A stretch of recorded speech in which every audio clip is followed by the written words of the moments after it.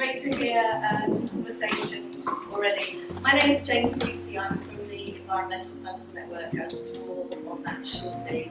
But welcome to all of you and to our fantastic panel. Thanks so much to the Newlands House Gallery for hosting us today. So we're here today to talk about the environment and philanthropy and art. And it's fantastic to be in this room surrounded by all these incredible images. And one of the things that I hope we're going to talk about is how art has this potential to bring us all together, to bring communities together to talk about issues and to find solutions. We're going to be talking for about an hour, but we do want it to be a chat, so please chip in, ask questions, contribute as we go along. I know that we could talk for a lot longer than that, but we will try to keep it to an hour so that you can see the exhibition and also have some lunch. So I'm just going to set some context around those three areas, the environment, philanthropy and art. So the environment, first of all, I'm not going to talk about the challenges that we're facing because I think you'll know all about that. Awareness is very high now of what's happening with climate change and nature loss. And we're all experiencing it ourselves. We're seeing these extreme weather events and heat waves and fires and flooding. My house very nearly flooded just a few weeks ago. So suffice to say, we are approaching the middle of a really decisive decade where if we want to change the course we're on, we have to take action fairly quickly. And that brings me on to philanthropy. Philanthropy is a really unique source of finance that can be used to make the kinds of changes that we need to make. And by philanthropy, I know there's lots of definitions, but by philanthropy I mean grants and donations to charities. And philanthropy can be used to support communities and the many incredible charities doing brilliant work on the ground to protect species, habitats and our climate. And they do that generally by influencing policy and changing behaviours and innovating solutions. And that's why philanthropy is so powerful. It can be used flexibly and really rapidly, and it can come up with solutions that other forms of finance like government and corporate can then scale. So given all of that, you might think that there will be a lot of money going to environmental causes, and actually that's not the case. So in 2022, about 4% of public donations went to the environment, conservation and heritage. So that includes built heritage as well. And in some research done by the organisation that I work for in 2022, about 6% of grants from UK foundations went to environmental causes. So we need a lot more, and it needs to be really effectively deployed if we are going to bring about the changes that we need to see. And that's where the Environmental Funders Network comes in. So we're known as EFN, Green Funders, and that's who I work for.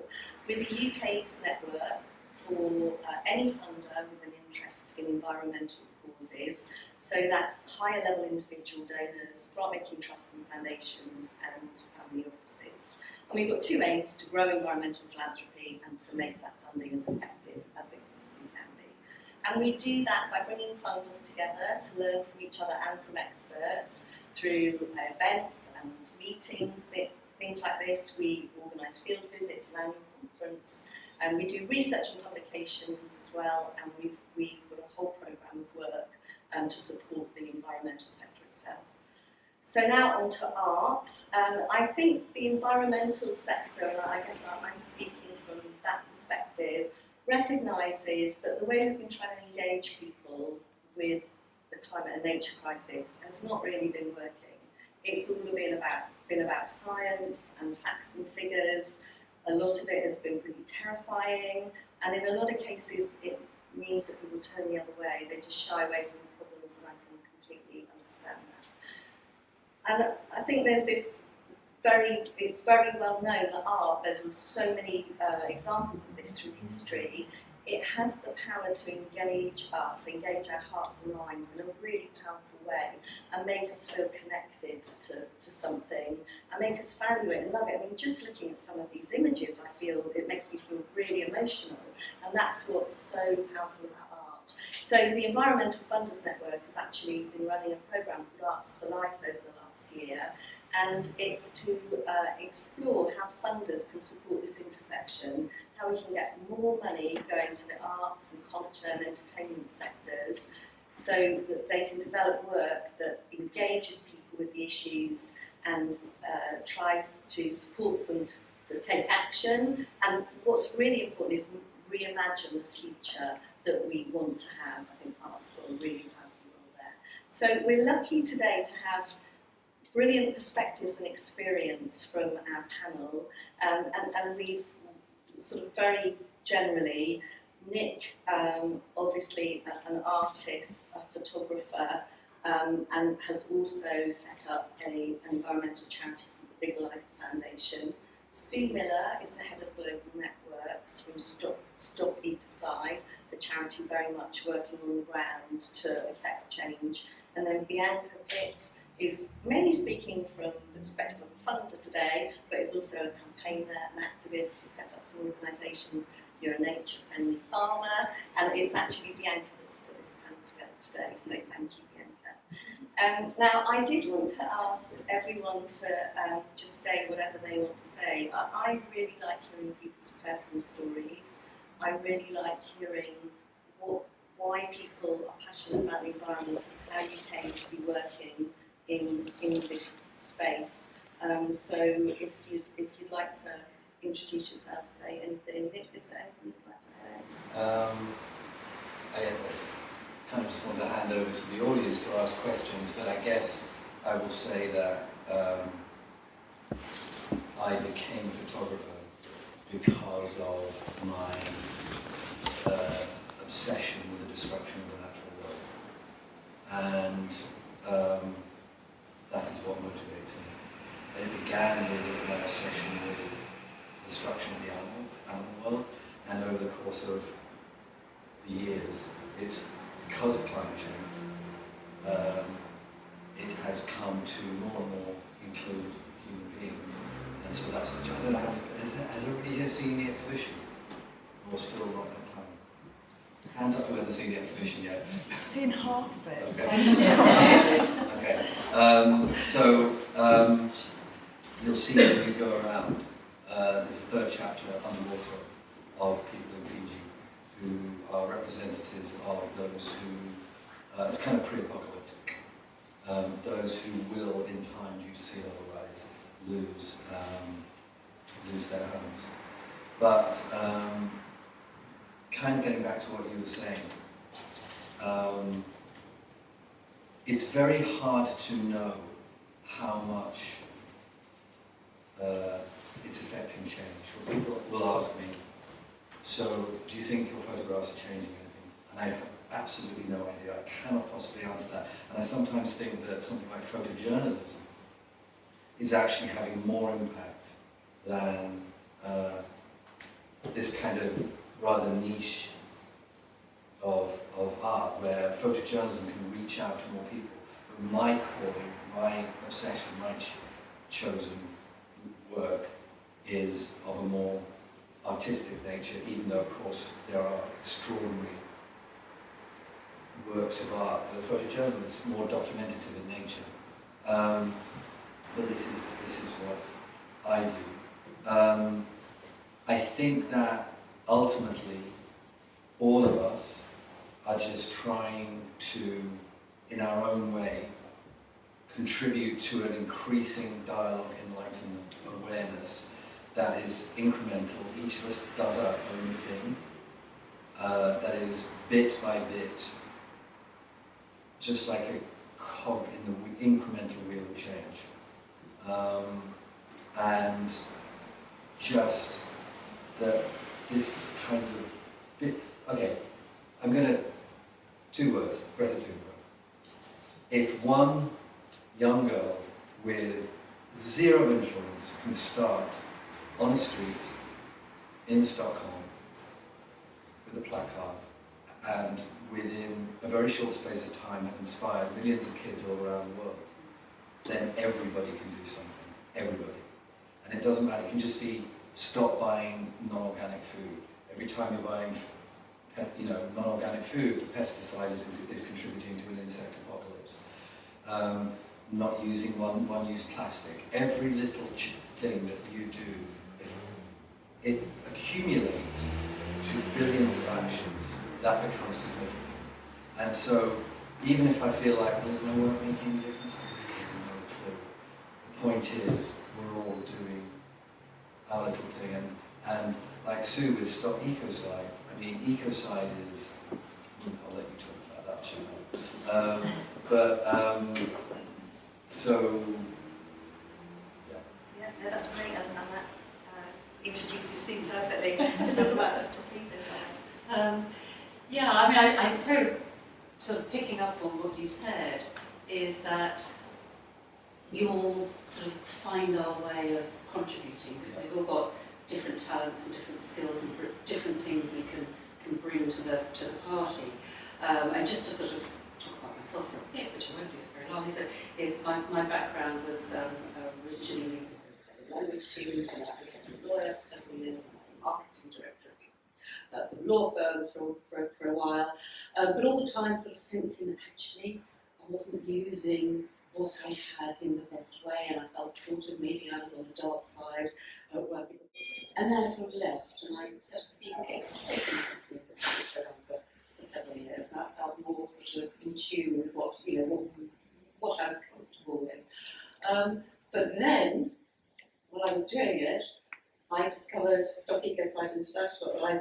I found it in an article by George Monbiot, which was written in The Guardian as almost like a pre-obituary for our founder, Paul Higgins, who came up with and revivified the concept of ecocide, which has been around since the 1970s.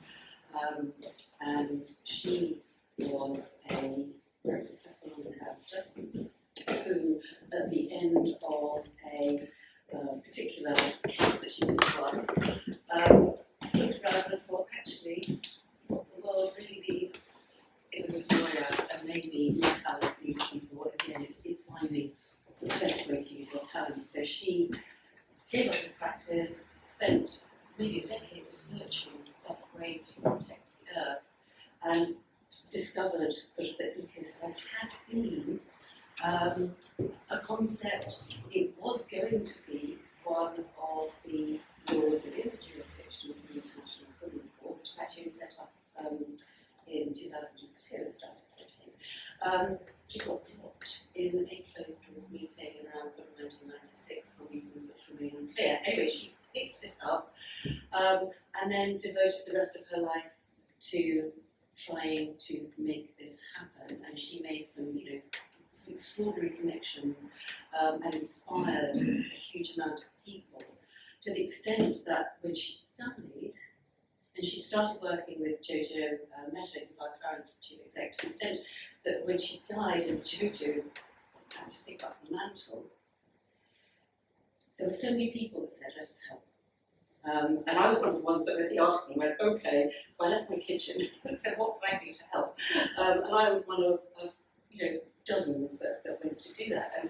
And it was the charisma and the energy and the vitality of an individual that triggered this sort of chain reaction of people that said, actually, this is how I do. So I used my languages, my law, my marketing, all those things. I thought, oh, I can bring that to the party and help this amazing initiative. And lots and lots of people have done that. And so we're now the most amazingly diverse international group with one aim, which is to create a new international crime of ecocide within the jurisdiction of the International Criminal Court. So that's the little backstory. Bianca. Yeah, so many of you will have wondered why I've invited you to come here today. Some of you know about my activism, I suppose, in other studies. As a child, I grew up in Austria, and we only have school till 12, basically. And we come home and have lunch, and then the rest of the afternoon, some others just go into the garden, and good luck to us. And so I spent my whole afternoon as a childhood really up on trees and bushes and playing, digging around the soil and so on. And it was only then about 20, well, not maybe when he was 30, was a mother, became a mother age 36, I think. And I took a sabbatical, which gave me time to read up about the world in general. You know, obviously I moved to London, I was working in corporate finance after some time in publishing, and I was pretty removed from nature, I think it's safe to say. But because I was taking time off from work to look after my newborn baby, I had time to read up about what was going on in the wider world. And the more I read, and the more questions I asked, and it also evolved around the child. What is in these nappies that they can sort of soak up water for 24 hours without exploding? And you know, if you smell them, they're just really disgusting. You wouldn't yourself. Strong chemical stench. And what's in food? And then what happens to these nappies when you throw them away? I mean, how can millions of parents around the world just throw away nappies indefinitely? Where are they going? What happens to them? And so all these. Why is there actually this layer of dust, not just outside of the cars in London, but actually inside my home? If I clean and clean, the layer of dust comes back, and surely this in the air we inhale, my baby inhales.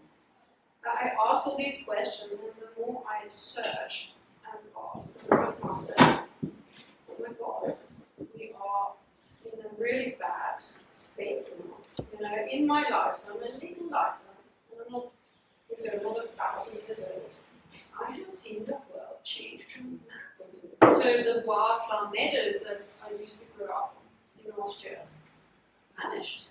And the glacier that I would see every holiday disappeared. The weather changing. And trees falling over.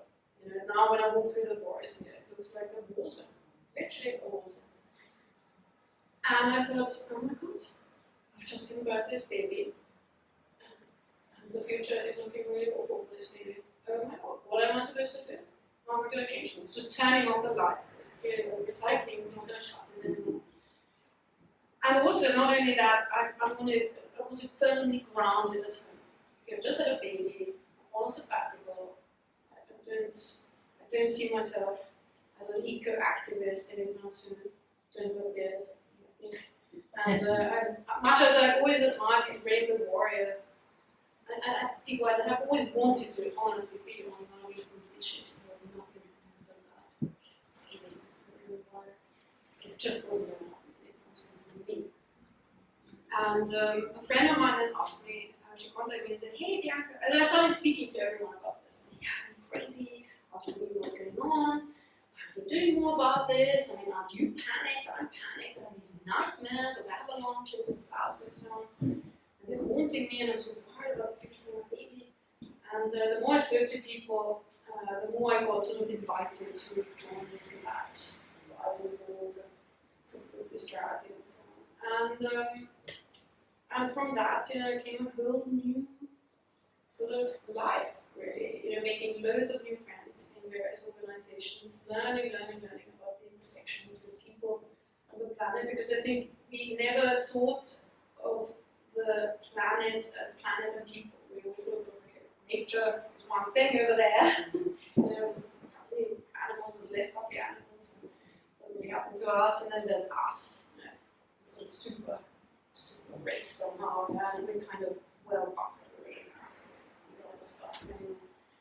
And I think we're really realizing, and also increasingly, that's why the art plays such an important role, explaining that we are really not this sort of unaffected super race. We are part of this fabric of this planet, part of the fabric of life.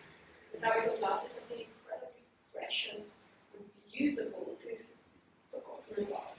You know, chasing our profits and our corporate returns and being part of the economy and the successful economy and so on.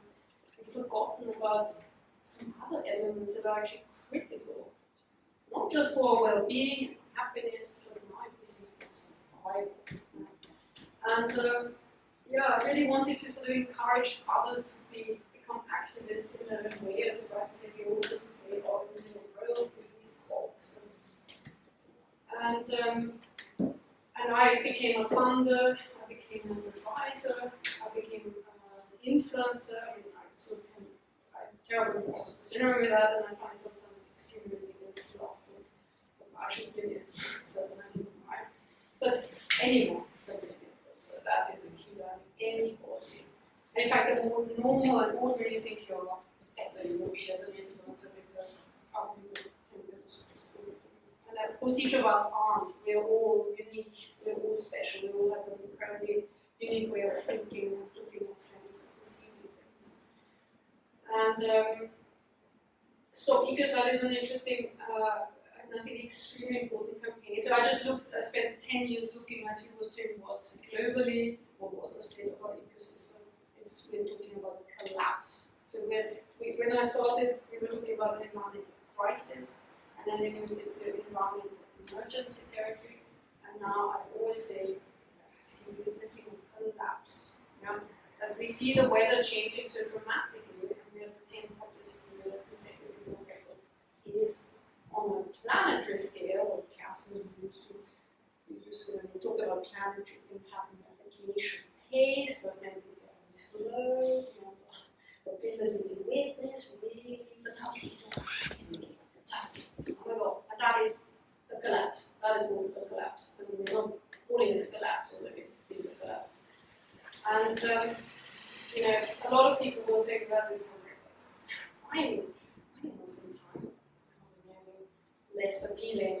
And they're right, it is in certain ways extremely unappealing, but it is also extremely exciting at the same time, because no epoch has not had its challenges. I mean, would I have rather lived during the Middle Ages? No.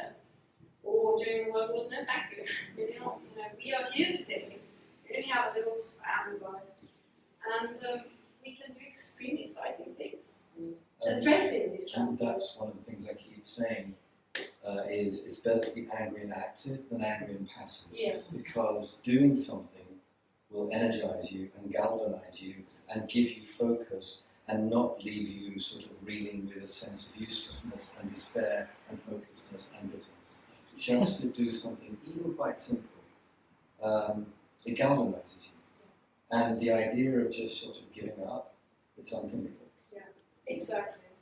I have this obsession. I mean, I share that. It's definitely an obsession. I can see that sort of objectively. I'm just stuck on myself.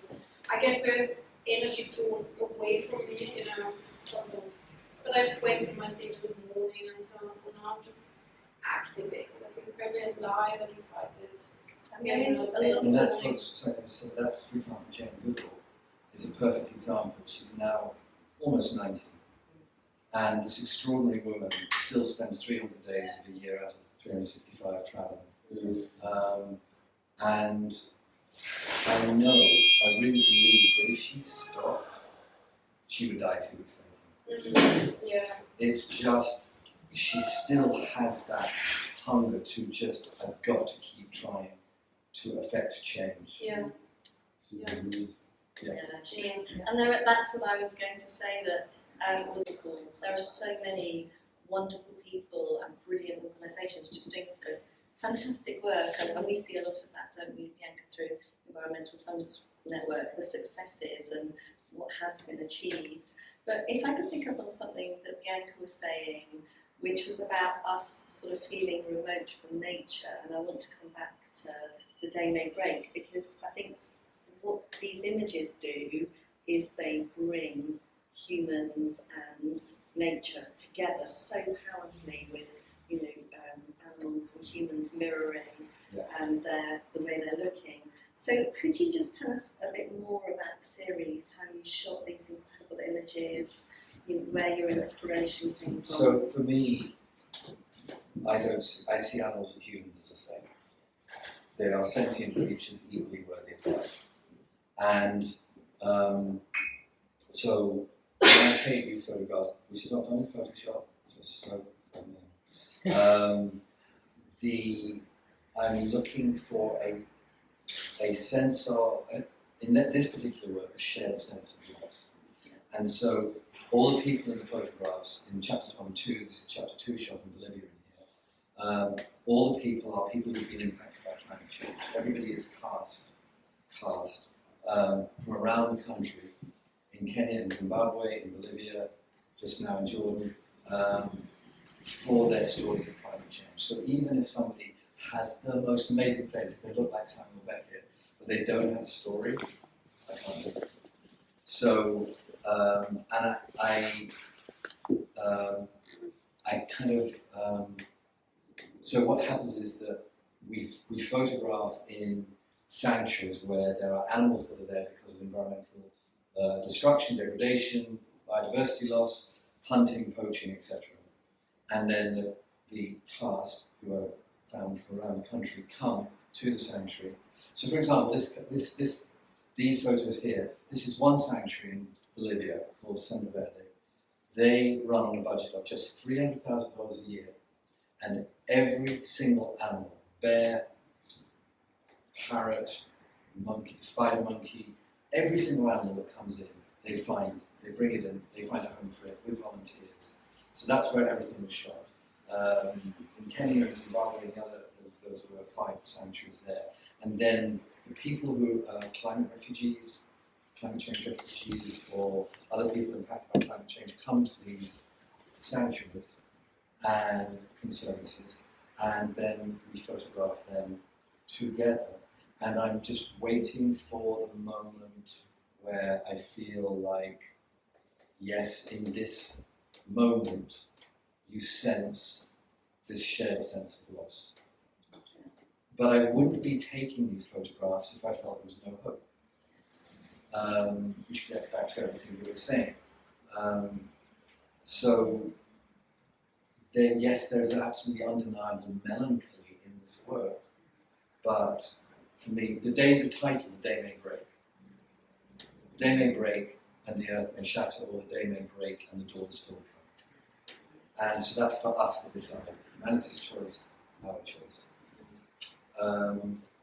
So that as a global, as an ongoing, while I have the money to keep self-funding these projects, which I don't know how much longer I keep doing that, it's a global series, going to the places typically where, in the countries where people are least responsible for climate change, the countries with the lowest carbon emissions, and with the least safety net from government, from society, from culture, the most vulnerable.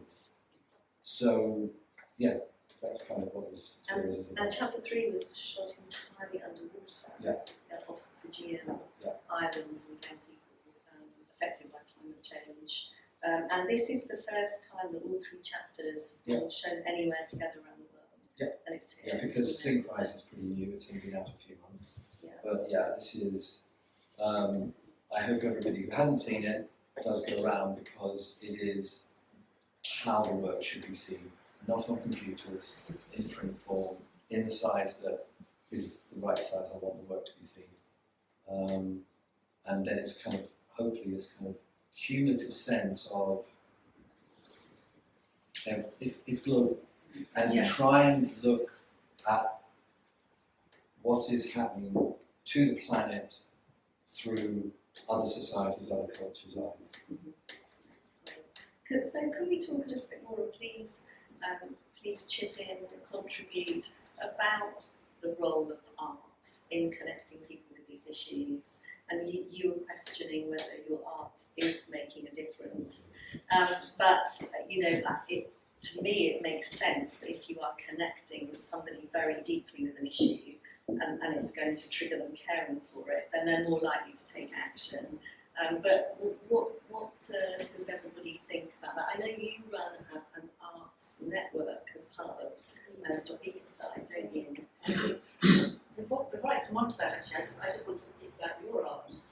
And what I love is the fact that you're honouring our fellow species. Because so often they are the uncounted victims of what happens. So when we have these forest fires, terrible forest fire, but nobody died or a big fire. Exactly. Just think of millions of animals that can I just interrupt on that? Exactly. So, for example, I don't know if you know, in the Australian wildfires, 4 billion animals were thought to have died. In the Canadian wildfires last year, all that you read about was how people in New York had bad time going out. Nothing in the media about the hundreds of millions, possibly billions of animals again, that were destroyed in those wildfires, that ran for months across vast tracts of Canada. So, sorry to interrupt, I just wanted to mention that because it's exactly right, that it's just, and again, in the ocean, out of sight, out of mind. So anyway, sorry, Karen. No, just wanted to make that point. And I feel that very strongly as well. In terms of what we do, obviously, we're changing the law. That's our aim. And it fascinates me as a former lawyer, and I like playing with words, and that's the thing. It's very left brain. But that doesn't always inspire other people.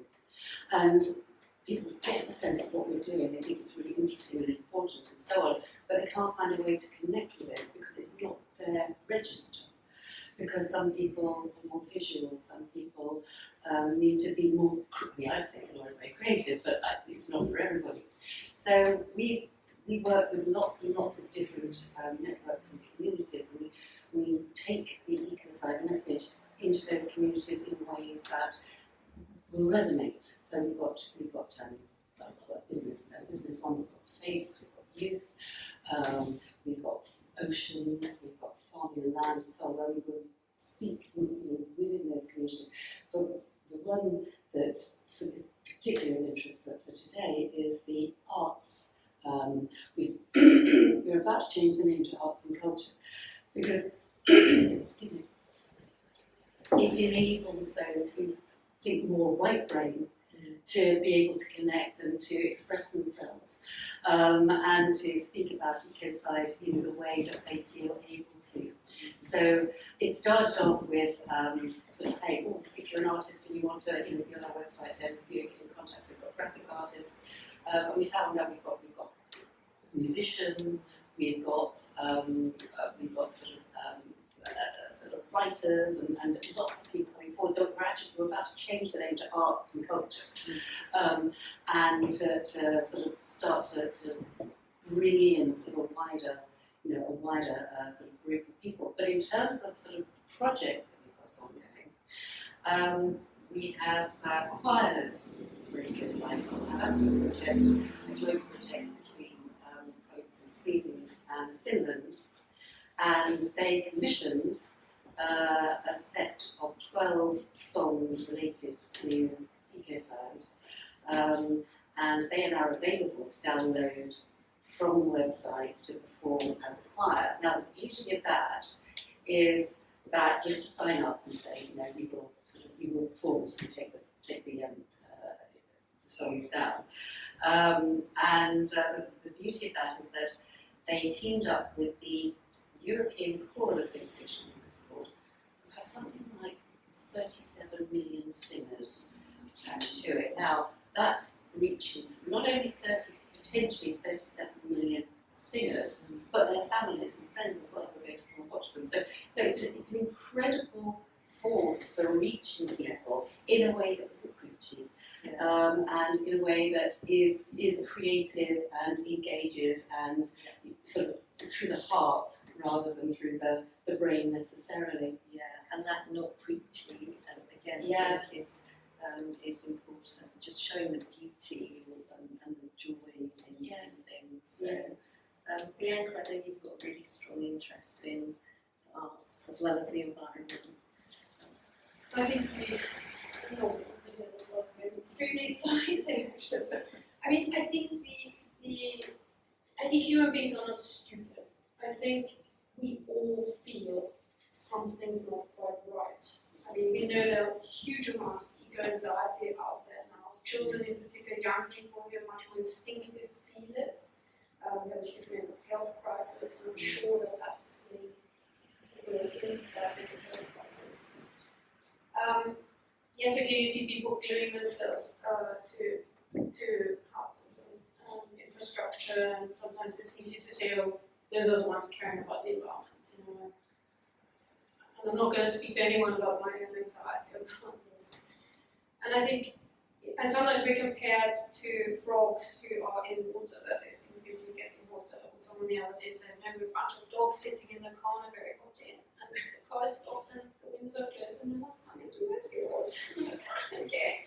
an analogy, but it's kind of true. This is what is going on at the moment, and it's completely real. And unless we do something, nothing's going to change. And I think art plays an incredibly important role in making things acceptable, cultivating. It's always a cultivation process here. We're defining the future. As you said, what is our vision for the future?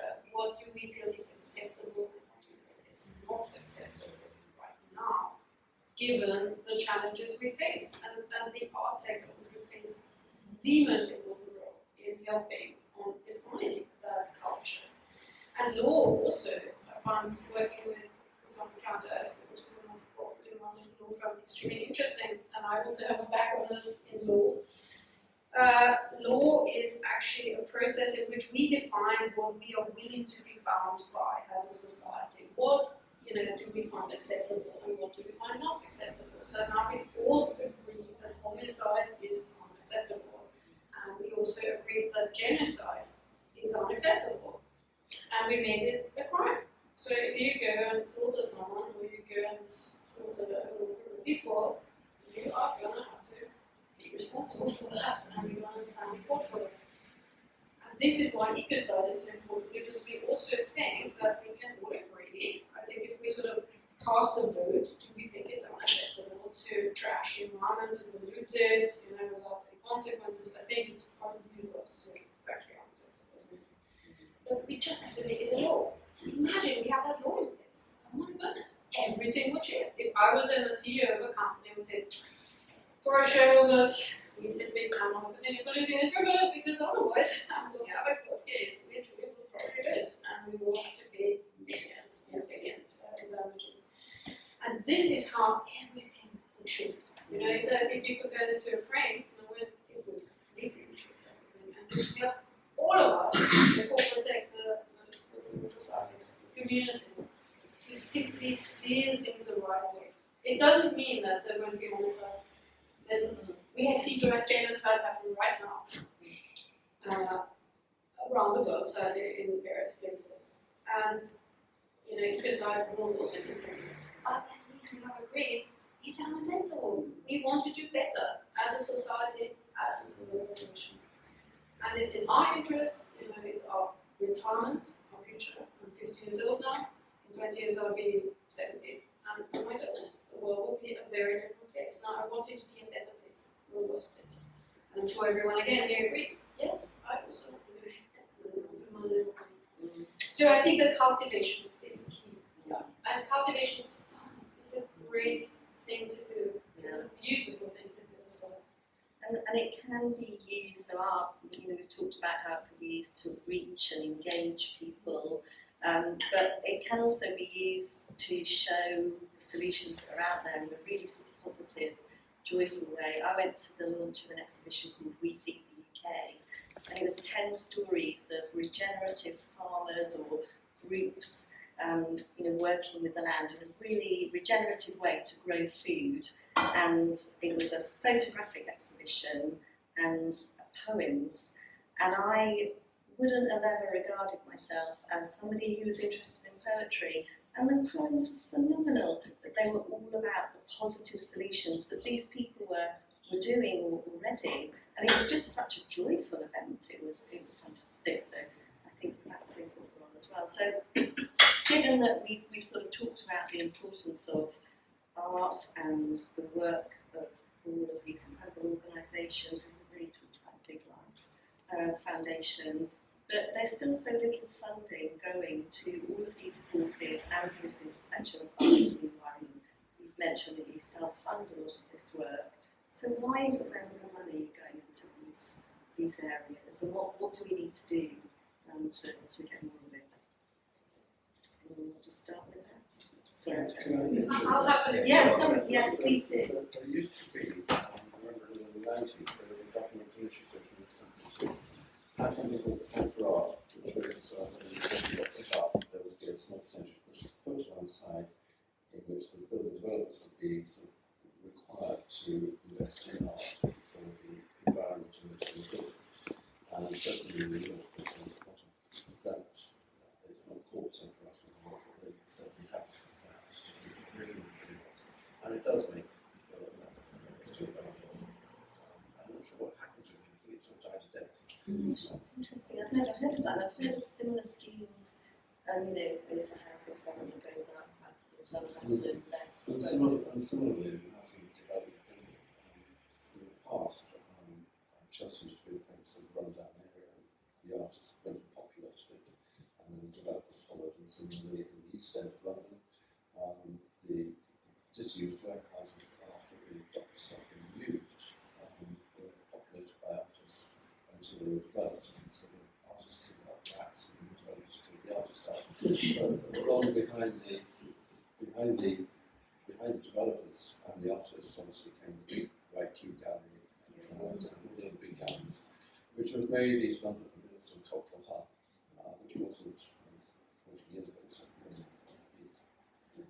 Elaine, I just wanted to also mention, because it's really interesting hearing Nick's story, and the art is so powerful, but my experience is also a lot of people doing this work are just not funded. So hearing that you're doing this self-funded, and we're a room of funders and also art supporters. So first of all, what could we be doing to support the work in that way? And I think that should be something. I've always self-funded, one because I'm incredibly impatient, and I was a director for 15 years, and the reason I stopped was I could no longer stomach living for tomorrow, waiting for somebody to give me money to create. And the beauty of photography, in theory, is to be able to create what I want, how I want, when I want. But these projects are incredibly expensive. Yeah. They are like film productions. Well, I guess my second question related to that was, as people who have galleries and can exhibit, where would people dream to exhibit this exhibition? And also, could you use that to crowdfund or source funding for more of the work that you do? I've actually used currently, I'm going to get back to that question, sales of my earlier, more commercial work to pay for these projects, but that is getting harder and harder. And I think it's in this kind of digital age, this wretched Instagram age, people are now looking at art kind of in the way that people stop buying music, they just stream it and think, how do musicians survive? Okay, they have to go on tour, so maybe they survive. So it's becoming harder and harder. We'll actually say one thing, I don't know for those of you. I have noticed, and along with my galleries, that the generation of collectors is middle-aged and older, and there isn't a younger generation of collectors coming up to replace them. And the middle-aged collectors and older are kind of maxed out. Their walls are full. And so it's kind of scary for a lot of us, and also some of the dealers I speak to, that where is the younger generation who are now just used to scrolling on their phones, and that's enough. But I became a photographer to make prints. I have zero interest. I wouldn't actually create photographs if they were just on your phone. To me, it's the physical print. I cannot tell if a photograph has any potential merit, in my opinion, until I look at the print. And then that's, okay, no, that doesn't. Everything kind of is go back to my computer screen. So, I've digressed a bit, sorry. But only because I have the embarrassment about talking about funding. Chapter 4 has actually got, for the first time, partial funding from Gallery d'Italia in Turin. But with that, there's an embargo on any institutional exhibitions of the work until they exhibit in 2026. But that kind of grant is actually significant, but still only a quarter of what I spend on these projects. Because they really are, Bolivia's actually the cheapest, the one in here is the cheapest, so it's just in one place.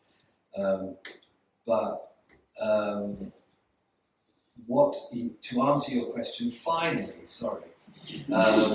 is how people can help us just buy the art. That's it. Just so we've got enough money to just go on to the next project and the next project, because personally, when I come up with an idea, I have to do it. I cannot not to do it. I come up with the idea and I go to pre-production the next day. And yes, you don't need to be doing projects as expensive as this. You can just literally, you know, do a personal project in the place in which you live. But for me, the buying of... Now then, of course, that presupposes there are artists working who do limited edition work, who do paint and sculpture and limited edition prints. There are many. I'm increasingly finding photographers who don't even make prints, which to me is inconceivable from my personal perspective. But yeah, so between a culture, a culture that appreciates art, like you get in Europe more than you get where I live in America, where you rely more on, you know, the capitalism of it all. Just people buying things. Yeah, one thing that really struck me just listening to all of you, and it's just great to be in the room, is what you were saying, the link to, for me, because I've got 4 kids, I'm a painter, and I make work about, you know, my kids love animals, so when I see your prints, my first thought was, God, my kids would love them, I'm going to bring them this weekend. And I think, having 4 kids, I really notice at the moment, you talk about there's no young collectors coming up, this sort of disconnect, because my kids go for the joy, they go for the love, or if they listen to the really difficult stories, they're crying in bed, Mummy, the whole world's going to burn. They're quite binary, it's like, it's a choice of joy and love, or it's a choice of anxiety. And what I see more and more is this, which is the slightly older generation that's like, oh my God, the world's going to end. And the kids just kind of turning the other way, because they just can't manage the message. And I love that we're talking about arts and talking about how to engage the young. Like, this is your voice. How did you get inspired? How did I get inspired? But also it comes back to hope. Yeah, and action. Yeah. Because I think that's what I was thinking, like, wow, you know, kids could realise they could take pictures of animals, and that could be a way of having a voice. Because I do think if you don't have a voice, then you go into this sort of apathy. Exactly. The world problem is so massive. And I also think that it's not going to be coming from the top down, because we've already had it. Everyone already knows and nothing's changing. And it's the aggressive film, it's going to be from the kids out. That's how I think it's going to happen. But they have to have a sense of hope. And too many young people today just feel such a sense of eco-anxiety, was a phrase that was used earlier, and despair, that they just don't know where to begin. And again, I keep coming back to Greta Thunberg. If she can do it, then everybody can do something in some way. I think the digital era though has eaten a lot of their time. So I think all the time they may have had to have these ideas to play in the garden, to think, oh, I'm going to do a sculpture about that, or I'm going to do that. That time is just eaten. And so they don't have time. Like we have time. I have lots of time. And also I would say, I actually think that every human is born with an instinctual connection to nature. Yeah. And that due to peer pressure and cultural society pressure, you can kind of lose that, and then you have to find your way back to it. But it was less difficult for everybody in this room. Fortunately, was born pre those wretched smartphones. So we grew up, like you said, climbing trees, exploring nature, getting lost, not being shepherded off everywhere. And now there isn't that opportunity to explore and imagine. I mean, it's sort of middle-aged Grand Grand, but yeah, but I think that's where art hopefully can play a role, because I do think like in a choir or in this or in painting or dance, that joy of creation, that is where young people can connect and have voice and watch things, take part in things. Because I do, sometimes like, this is knitted by one of my kids, but there's this knitting fanatic going on in their school. But then half of them are knitting out of acrylic wool. And I said, whoa, okay, so I go to the local sewing shop and they only sell acrylic wool. And so we're starting a campaign to like get one of the characters in the school to sell their wool, but My daughter asked a couple of her friends, like, oh, you know, we're going to start this charity where whatever will you have will swap for this will. And some of the kids turned around, and they're not bad kids. And they said, oh, we don't mind, just want to make money. And I was like, they've just learned that from us. Yeah. You know, we don't mind, we just want to make money. There's no thought. And they're really sweet for the kids, but you just think, already they're off. They're like, Yeah, because there is this disconnect, like, so they think through where the wool comes from even. yeah, And this is the way society is, isn't it? The focus is on making money. it's like a veil. The veil Yeah. is coming off though. Yes. And I think the unfortunate thing is our kids will pay the price Yeah. for the veil that we've all worn. And that's the thing is, it's trying to. Yeah. Unfortunately, I feel like they're going to be the ones that are going to have to take the action. Yeah. It's. I But think surely that's why we're here, is that we can take the action to help support Yeah. things like the art and culture that will help to change Yeah. that. And we have responsibility. I feel this quite often we're kind of looking to the youth to take action to try and Yeah. to change everything. And I think that kind of denies our responsibility. No, I think both of us. I mean, we're Yeah. big supporters of plant earth as well. But when you speak to clients about their chemicals program, so if a chemical gets banned here, it then gets shipped off to the third world. So they realise it's really, really damaging to human health. And they're legally allowed to then profit ship into the third world. And then those countries put it all over their crops or all over there. And it's just, I just don't understand how that can Yeah. happen when we proved this.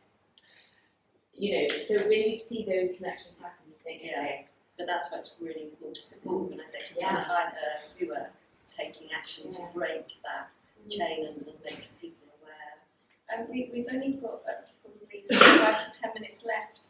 Are there other questions from the audience for any of the panel members? Something that I learned about during the Brexit discussions was that actually trade deals between countries are really, really important, and getting trade deals fixed up in such a way that you couldn't actually export or do things unless you complied with certain regulations.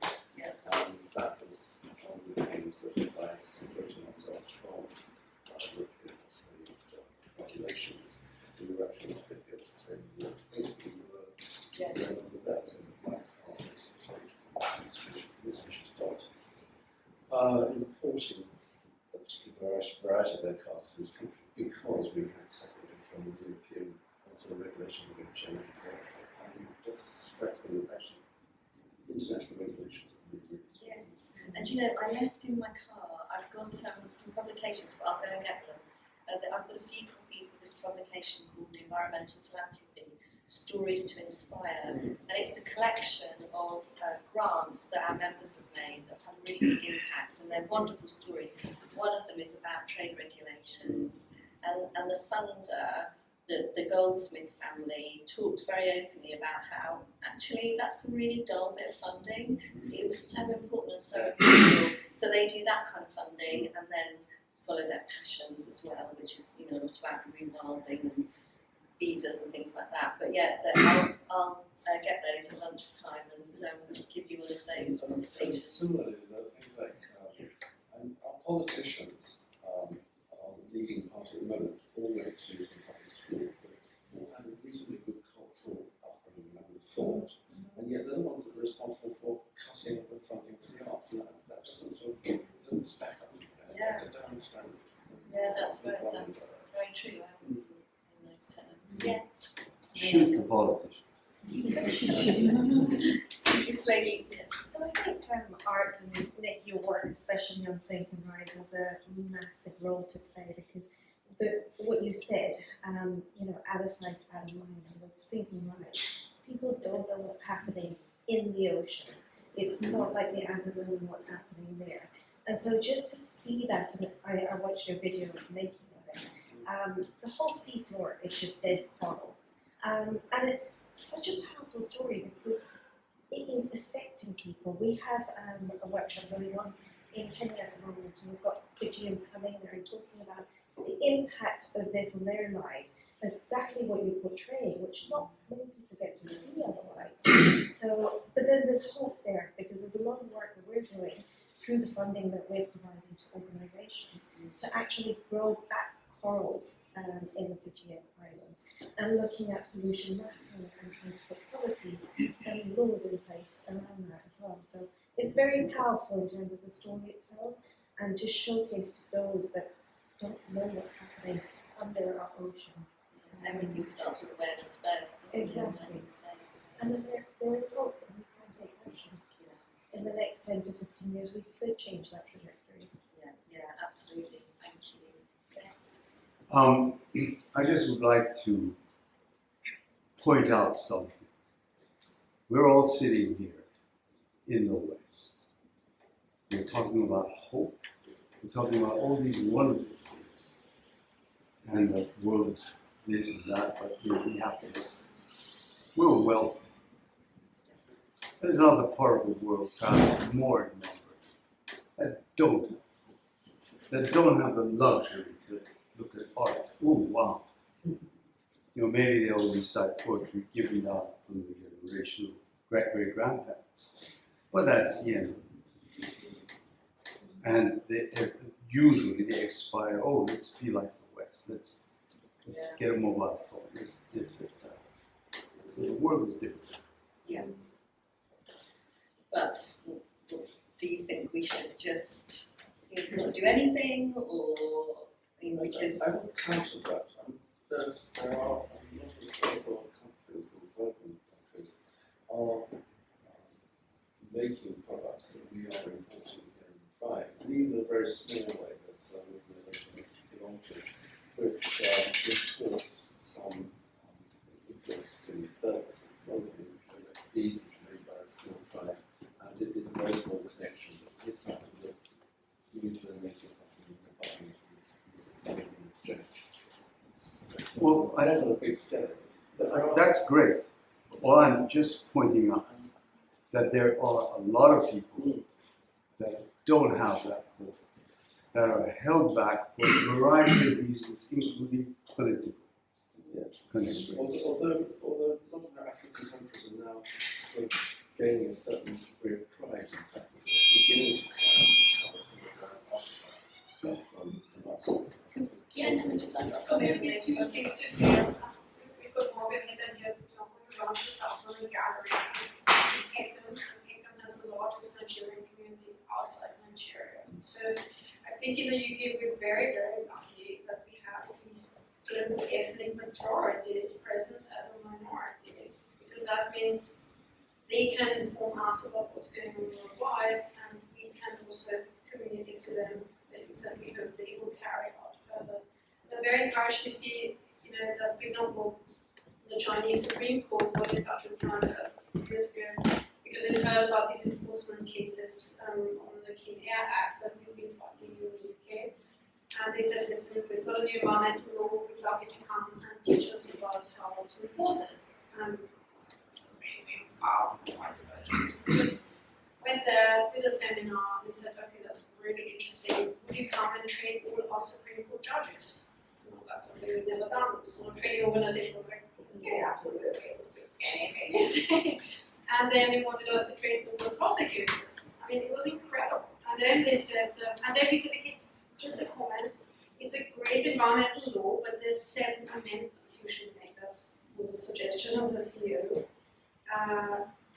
And one of them has to be that people have to be able to also sue public authorities and governmental authorities, otherwise it's not really effective. And they said, okay, let's have a look at the 7 amendments. And a week later said, okay, we made them law. Oh my gosh, that's incredible. And then a year later, they asked us to set up an office, and a year later, we said, so how's it going? And we said, that's okay. We'll go for 2,000 cases so far. It's incredible. I spoke to someone the other day who is Indian by background, Southeast Asia, and he's based in Hong Kong. He has a think tank there, and he said, okay, I'm going to a global geopolitics and technology in the age of climate change conference run by the Cambridge Institute of Sustainability Leadership. And there were very few people there from the different stuff, very few. And he was one of the key speakers, and he was there. But he said to me in a break, he said, okay, well, how many people go to jail in Europe for pollution? Just one. Zealand and China. We've been to China, and some have been.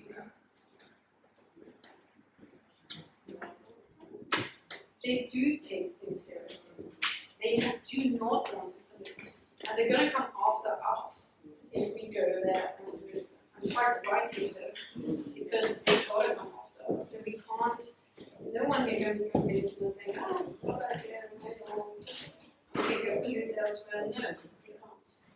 It's just not going to work. The global south is beginning to. Yes. Yes. Yes. I'm going to take one more quick question. Quick question, but Yeah. hopefully the answer will be quick. Can I just ask each of you to give us some inspiration by way of a book or film, or something that connects art and environment and hope that you think we should all watch or read or go to? Great question. I'm going to recommend that We Feed the UK. There's stuff online, and you watch the poems because they're just phenomenal. We Feed the UK. We Feed the UK. But perhaps we could send these around afterwards. Some other things. Anything else? I've got a couple of films to recommend. One is 6 Inches of Soil, which is about the rhythm of the ocean. And it's how essential those 6 inches are to our well-being. And that's sort of going around the rounds at the moment. And the other one is Amazonia, which was filmed by Planet Amazon, Peter Brush, who we work with, and Esmeralda. This is Esmeralda in Belgium, because she has sort of roots in a family with the Amazon. We went back there and they filmed what's happening in the Amazon, and that's a really sort of emotional sort of film to engage in that. So one's a sort of solution, that one's a Sorry, what's the second one called again? Amazonia. It's such a good question. Yeah. I'm almost drawing a blank. I think, so I get inspired by practical jobs and work. It's My Little Big Farm, which is on Netflix, which is talks about tells the story of a regenerative farm in America. I have a regenerative farm myself, just here on the doorsteps of Edgeworth, and I've learned in the meantime, some people have said biology is an art, not a science, and I definitely think that's right. And I heard someone else say to me the other day that grazing is art, it's an art form. And I think that's right too. It is really, if we engage with nature, we engage with art in itself. And that takes me back to ourselves. Perhaps another book I really loved as a child was a book called The Discovery of Slowness, and it's a novel. I've almost not been able to read fiction since, because I'm so obsessed and I have to read non-fiction all the time. But this was the kind of last novel that probably really took me away, and it just follows a man who's so slow he can't see a ball being thrown at him. It's just too much for him. So he works at a completely different speed, and I think one of the problems, and Adam has mentioned that, is perhaps the speed at which we operate nowadays. And of course, technology is demanding more speed from us, and is challenging us greatly. But I think we have to go back to the speed that is unique to us and feels right for us, and that very much encourages you to do that and to be more mindful again, and then to operate at a new speed. And this man becomes hugely successful despite his disability, essentially. So that's a very good stand only. The discovery of slowness. Yeah. I just. Yeah, Oh, that's sorry. blanking. Well, I'm shall I have actually in- completely can I blank. just- I've spent 9 weeks in Jordan shooting, and my brain is still in the desert. So I'm actually can't think of anything right now. Sorry. We have this exhibition to look at. Yes. Yeah, I was going to say you can say pass as in my Yeah. mastermind, and I'll just fill in the gap. As Bianca mentioned, I'm Margot Heller, and I run a gallery in London called South London Gallery, and we have a show on at the moment called Acts of Resistance, Feminism's Photography and the Art of Protest. And I just listening to you and in response to that question, it made me think of one of the artists. There are 18 artists in the show. It's a collaboration with the V&A, who co-curated it with us, and it's very global in outlook, and the issues are mainly around feminist issues, different perspectives on feminism. It's a fad But- now, isn't it? Sorry? It's a fad now, everywhere you go, black or feminism. The whole theme of feminism is a fashion. Can we talk about that one over lunch? But can I just finish what I was going to Yeah, say? we're near the end of this talk. Thank you. Yes. I just say thank you, Nicola Jones, for Yes. providing this platform that we can all listen to this wonderful space. Thank you, Nicola.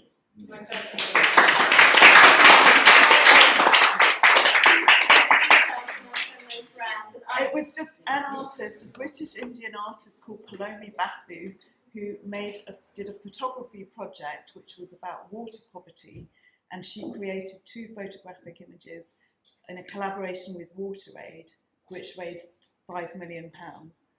That was my example. Okay, thank you. Palomi That's very Basu. helpful. So look, thank you all for coming. We can talk for hours. Thank you very much to the panel, to all your questions, to the Newlands House Gallery. So fantastic to be here. I hope we've inspired you to go away and do something, whether that is some action, on the ground, some kind of environmental action, funding, buying art, funding at the intersection of art and the environment.